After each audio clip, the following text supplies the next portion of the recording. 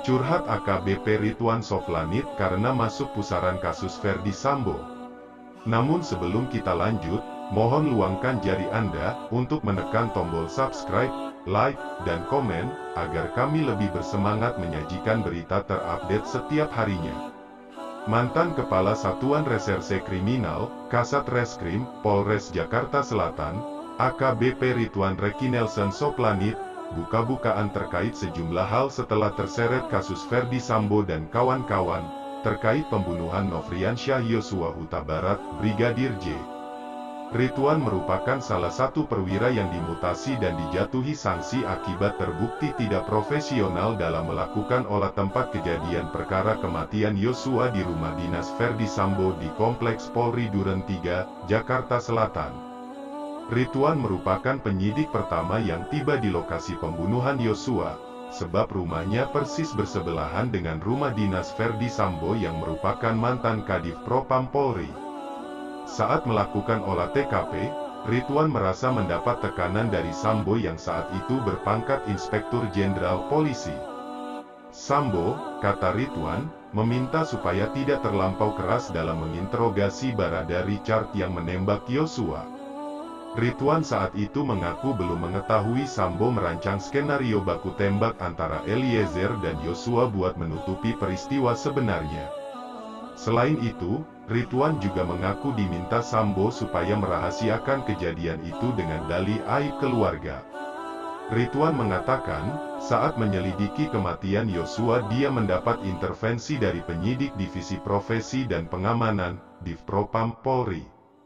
Dapat kami jelaskan Yang Mulia, penanganan itu memang mulai dari pengambilan barang bukti dan saksi kunci saat itu bukan di bawah penanganan kami, diambil oleh Propam, sehingga dari situ kami mengalami beberapa kesulitan untuk melakukan investigasi Yang Mulia, ucap Ridwan saat menjadi saksi dalam sidang terdakwa Barada Richard Eliezer, Bribka Riki Rizal, dan Kuat Ma'ruf, di Pengadilan Negeri Jakarta Selatan, Senin, tanggal 21 November tahun 2022. Berselang 3 pekan setelah skenario Ferdy Sambo terbongkar, Ridwan menjadi salah satu perwira yang turut dimutasi ke Divisi Yanma, Pelayanan Markas Mabes Polri.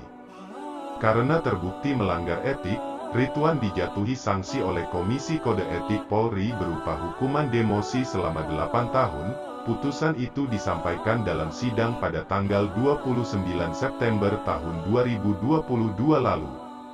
Berikut ini sejumlah kekecewaan yang disampaikan Ridwan akibat terseret dalam pusaran kasus Ferdy Sambo dan kawan-kawan. Karir terhambat karena skenario Ferdy Sambo dalam persidangan, Ketua Majelis Hakim Wahyu bertanya tentang pendidikan yang dijalani Ridwan. Ridwan mengatakan dia adalah lulusan Akademi Kepolisian tingkat taruna pada 2004 silam.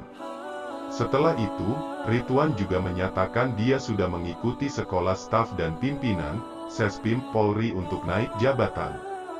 Setelah itu, Hakim Wahyu bertanya tentang jabatan Ridwan saat ini setelah dimutasi dan demosi akibat dianggap tidak profesional. Sekarang saudara di Yanma, Pelayanan Markas, tanya Hakim Wahyu. Betul Yang Mulia, ujar Ridwan, artinya tertunda, tanya Hakim Wahyu. Tertunda Yang Mulia, ujar Ridwan, karena dianggap saudara tidak profesional, tanya Hakim Wahyu. Siap Yang Mulia, jawab Ridwan, itu kan cerita lalu, kata Hakim Wahyu. Betul Yang Mulia, ucap Ridwan, sekarang saudara merasa rugi enggak, tanya Hakim Wahyu. Rugi Yang Mulia, ujar Ridwan, ceritakan semua yang saudara ketahui, ndak usah kau tutup-tutupi, kata Hakim Wahyu. Betul, kata Ridwan. Ketua Majelis Hakim Wahyu sempat mempertanyakan sikap Ridwan yang seolah tidak fokus saat memberikan kesaksian. Mantan Kepala Satuan Reserse Kriminal, Kasat Reskrim, Polres Metro Jakarta Selatan, AKBP Ridwan Rekinelson Soplanit, mengaku tengah tertidur dan tidak mendengar suara letusan senjata api pada saat kematian Nofriansyah Yosua Huta Barat, Brigadir J, di rumah dinas Ferdy Sambo pada tanggal 8 Juli tahun 2022 sekitar pukul 17 waktu Indonesia Barat. Peristiwa berdarah itu terjadi di Kompleks Polri Duren 3, Jakarta Selatan. Rumah yang ditempati Ridwan persis berada di sebelah rumah dinas Ferdi Sambo yang menjadi tempat kejadian perkara pembunuhan Yosua. Kami tidak mendengar, Yang Mulia.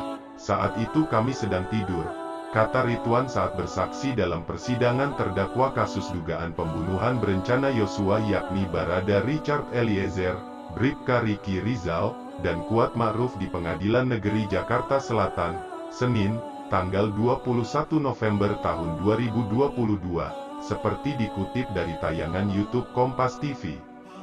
Kejadian itu persis di sebelah rumah kami yang nomornya 46, Yang Mulia, di Kompleks Polri, lanjut Ridwan. Ketua Majelis Hakim Wahyu Iman Santosa kemudian meminta Ridwan menceritakan kronologis peristiwa yang dialami pada saat itu. Menurut Ridwan, ketika itu dia sakit dan tidak masuk kantor sejak tanggal 4 Juli tahun 2022 hingga tanggal 8 Juli tahun 2022. Akhirnya kami istirahat sampai dengan hari Jumat, tanggal 8 Juli tahun 2022, ujar Ridwan. Ridwan mengatakan, dia sempat berencana masuk kantor selepas salat Jumat, akan tetapi, karena kondisi tubuhnya dirasa masih belum prima, maka dia memutuskan membatalkan niat itu. Jam 13.30 waktu Indonesia Barat kami makan siang.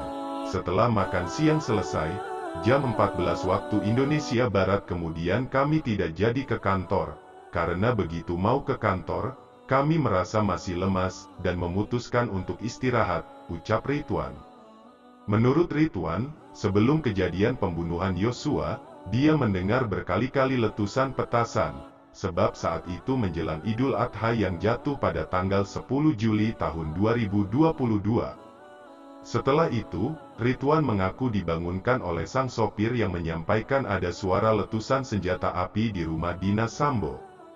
Setelah itu Ridwan kemudian mendatangi rumah dinas Sambo dan melihat jenazah Yosua sudah tertelungkup. Ketika itu Ridwan juga bertemu dengan Sambo serta Eliezer. Di hadapannya, Eliezer saat itu mengaku yang menembak Yosua. Sedangkan Sambo, kata Ridwan, memintanya untuk terlebih dulu tidak memberitahukan peristiwa itu kepada orang lain. Akan tetapi, ketika akan melakukan olah TKP dan meminta keterangan, Ridwan mengaku diintervensi Sambo dan sejumlah anggota Propam Polri. Itu saja yang dapat kami sampaikan.